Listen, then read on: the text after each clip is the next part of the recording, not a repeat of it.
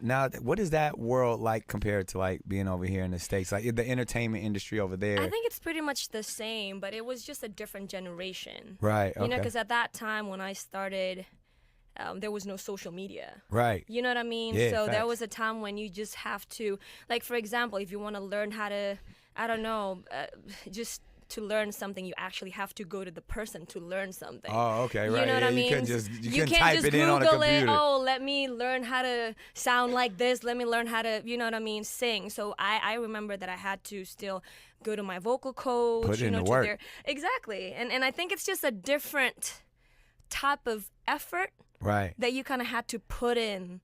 You know, the type of work that you had to put in to really make it work. Well, I mean, for someone like yourself who is multi-talented and can do various things, you've been putting in the work for a long time. Even though, you know, like I said, globally you've been doing your thing, but I would say a lot of people got introduced to you when you did your collaboration with Chris Brown for Overdose, right? Like that not only did extremely well overseas and all across the world, but in the States too. Was that your first breakout hit in the States? Yeah, it was like top 20 at Urban, if I'm not mistaken, and top 30 at Rhythmic, which is cool because I feel like especially because I'm not from here. You know what I mean? I'm not from here. I wasn't born here. I didn't grow up here, and just for the fact that people can accept that, transcending my skin tone or like you know, my body type. That and it shows. And for you to come to the States, operate, succeed, and then be able to just like, even, what I always say, people don't understand when you come from another culture and you can adjust and operate in that new culture. Right. That takes a level of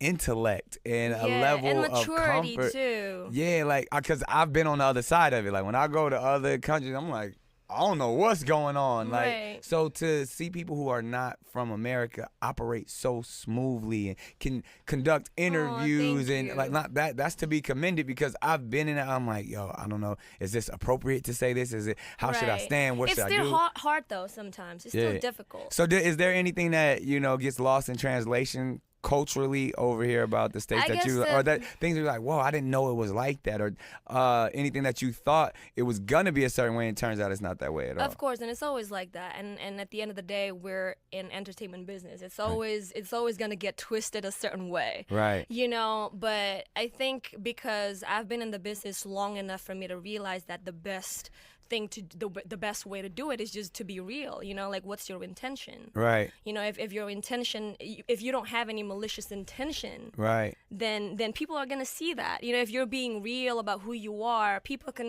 you can't fuck with energy.